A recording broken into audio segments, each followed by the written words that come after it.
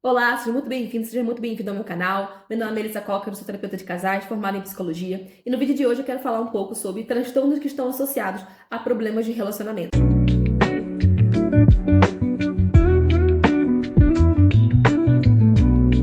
Bom, a primeira coisa que a gente precisa ter em mente é compreender realmente o que são transtornos, né? Um transtorno é algo que atrapalha a vida de uma pessoa. Então não se trata somente de uma questão pontual de personalidade, ou de gosto, ou de questões isoladas entre si. Para poder ter um diagnóstico de um transtorno, é preciso passar por uma avaliação psicológica ou por um psiquiatra. Então, tendo isso em mente, existem três tipos de transtorno: transtorno de humor, transtorno de personalidade e transtorno de neurodesenvolvimento. Transtorno de personalidade nada mais é do que um transtorno que afeta a personalidade da pessoa. Ou seja, não é apenas uma questão pontual, mas afeta o comportamento, a forma dessa pessoa lidar com as questões da vida dela, dificuldades que ela tem interpessoais, relacionamentos, né? Então, existe o transtorno de personalidade, por exemplo, como o transtorno de personalidade esquizofrênica ou o transtorno borderline, são transtornos que afetam a personalidade da pessoa como um todo.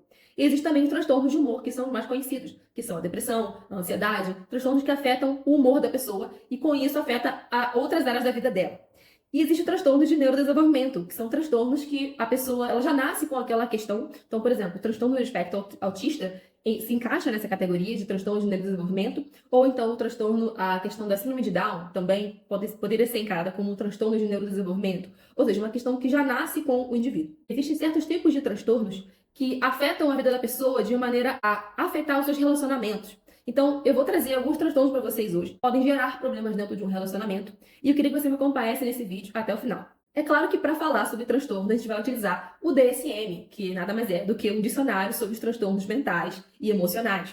O DSM é um guia para o psicólogo e para o terapeuta para poder identificar transtornos, porque ele traz ali toda uma categoria de transtornos e ele é enorme, tem muitos transtornos, ele explica comorbidades, enfim. Eu realmente recomendo que você baixe o DSM, tem gratuitamente na internet, o DSM-5, que é o Manual Diagnóstico de Transtornos em Saúde Mental. E aqui eu vou trazer um pouquinho dos critérios diagnósticos e comentar cada um deles com você. O transtorno de personalidade histriônica é quando a pessoa sente necessidade de ser sempre o centro das atenções. Diferentemente do transtorno de personalidade narcisista, o transtorno de personalidade histriônica ele está relacionado à área sentimental. Então, a pessoa que tem personalidade histriônica, ela sente um desconforto muito grande em situações onde ela não é o centro das atenções. A interação com os outros é frequentemente caracterizada por comportamentos sexualmente sedutores e inadequados para a situação e é provocativa. Essa pessoa também pode exibir mudanças rápidas e expressão superficial das emoções. Sabe quando a pessoa ela finge que ela gosta da outra pessoa, finge que ela tá ali envolvida no relacionamento, mas no fundo ela só quer receber atenção. Ela tem um estilo de discurso que é excessivamente impressionista e carente de detalhes. Ou seja, a pessoa que ela faz muito teatro, ela dramatiza muito as emoções dela, pode ser que ela tenha ali transtorno de personalidade histriônica. Ela usa reiteradamente a aparência física para atrair a atenção para si. É uma pessoa muito também sugestionável, ou seja, ela é uma pessoa que tá andando com alguém, ela passa a ter a personalidade da pessoa. Ou então ela se envolve em um relacionamento com alguém, ela passa a ter a personalidade da pessoa com a qual ela tá envolvida, passa a ter os mesmos gostos, os mesmos hábitos, tudo mais. Então, é uma pessoa que considera as relações pessoais mais íntimas do que na realidade são. Ou seja, essa pessoa ela tem ali um certo nível de carência emocional. Esse tipo de transtorno ele pode afetar muitos relacionamentos. Muitas pessoas têm transtorno de personalidade histriônica e não sabem disso.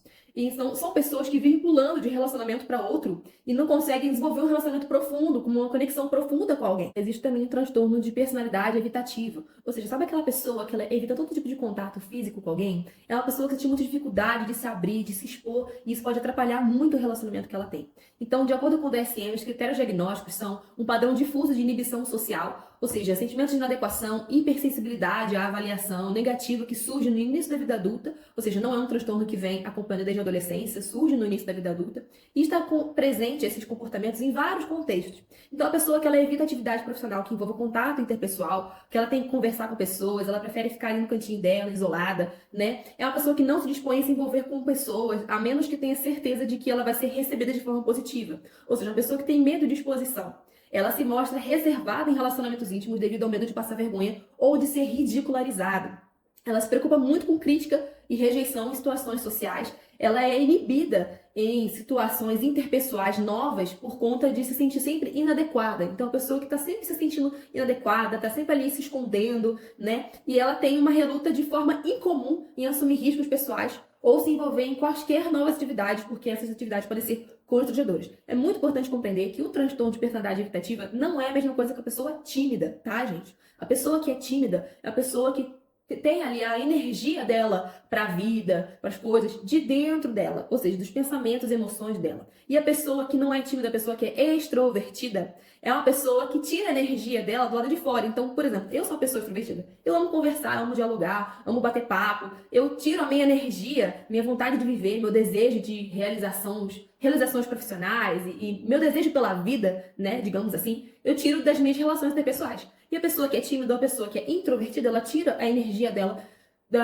do seu mundo interno. O transtorno que também pode atrapalhar muito o relacionamento é o transtorno de personalidade dependente. Sabe aquela pessoa que não consegue fazer absolutamente nada se o cônjuge, se o parceiro não estiver junto, não estiver presente? É uma pessoa que tem muita dificuldade de tomar decisões sem consultar outras pessoas. É uma pessoa que sente necessidade excessiva de ser cuidada, o que leva essa pessoa a ter certos comportamentos de submissão. É um apego que surge no início da vida adulta, ou seja, não se desenvolve desde a adolescência, também aparece na vida adulta. E é uma pessoa que tem muita dificuldade de ser independente. Uma dificuldade muito grande de tomar decisões cotidianas sem uma quantidade excessiva de conselhos e reasseguramento de outras pessoas. Ou seja, uma pessoa que não consegue tomar decisões sozinha. E coisas simples, por exemplo, devo sair hoje para ir no shopping? E aí ela conversa com várias pessoas para poder ver se ela pode ou não sair para ir no shopping. Ou se ela deve ou não comprar determinada roupa. É uma pessoa que precisa sempre de afirmação o tempo todo. Essa pessoa, ela também apresenta dificuldade de iniciar projetos ou fazer coisas por conta própria. Ela vai a extremos para poder obter carinho e atenção e apoio das outras pessoas, a ponto de se voluntariar para fazer coisas desagradáveis. Ou seja, ela não toma decisões sozinha, ela não sabe dizer não, ela não sabe colocar limites. Isso atrapalha muito o relacionamento, porque a pessoa que tem personalidade dependente, além dela correr o risco de se envolver com pessoas abusadoras e manipuladoras, ela também pode acabar deixando o seu parceiro ali um pouco fatigado de ter que lidar com esses comportamentos, de sempre ter que afirmar, de sempre ter que estar ali. A gente entende que um relacionamento é uma via de mão dupla. Então, quando a pessoa carente, ela tá ali, ela acaba sugando muita energia do seu parceiro para conseguir se sentir bem, se sentir agradável. E esse parceiro, às vezes, muitas vezes, pode ficar cansado de estar sempre tendo que assegurar essa pessoa, sempre tendo que afirmar essa pessoa. Mas, Melissa, relacionamento não é você fazer isso pelo outro. O relacionamento, sim, envolve você se doar pelo outro. Mas quando isso é em excesso, isso acaba consumindo a energia que a pessoa tem. Então é muito importante a gente buscar ter a nossa própria segurança, que a gente possa se afirmar, né? A gente possa buscar o outro não como a única fonte de felicidade, prazer e alegria que a gente vai ter na nossa vida, mas sim como alguém para complementar. Agora, esse transtorno é muito conhecido pelas pessoas. Se você aqui está acostumado a acompanhar conteúdos de psicologia, se você se interessa por esse assunto, eu tenho certeza que você já ouviu falar sobre o transtorno de personalidade narcisista. Esse transtorno é um pouco complicado, porque todos nós temos características narcísicas, porque o ser humano ele tem o desejo ali de voltar algo para si. Então, até mesmo nos relacionamentos, a gente sempre procura alguém que tenha características similares a gente, que a gente se assemelhe, que a gente goste, né? Mas o transtorno de personalidade narcísica é totalmente diferente de ter algumas características que são narcisistas.